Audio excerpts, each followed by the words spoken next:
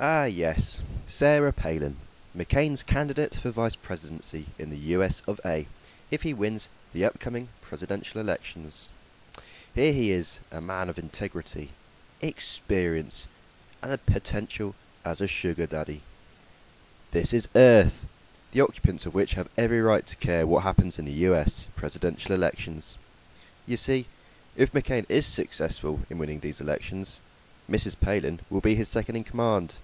If anything happens to Mr. McCain, and let's face it, he is 72 and old enough to be her granddad, then Sarah Palin will take command.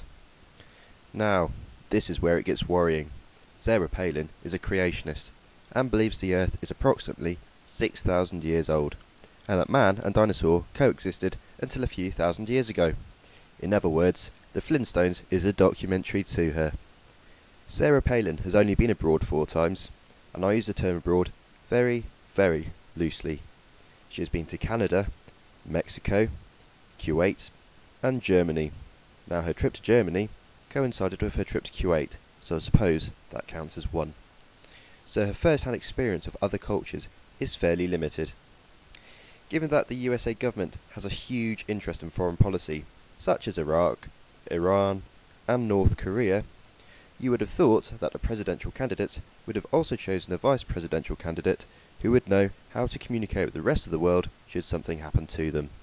Remember, McCain is 72, an old man, a ripe old age, advanced in life, with a well-known hooded man keeping an eye on his watch. Sarah Palin believes that the war in Iraq is and I quote, a mission from God. The exact same beliefs that the so-called fundamentalist terrorists also believe. So, should McCain win these upcoming elections, and well, for example, pass away, then Mrs. Palin would take over.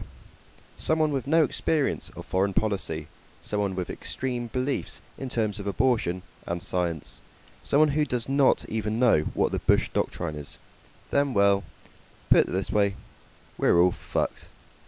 By the way, this video is in no way an endorsement of Obama. The photo I've here is a lookalike, I think. I'm not so sure about that actually, I might need to check that. Anyway, who knows, he may very well crop up in my next video. On that note, thank you for watching.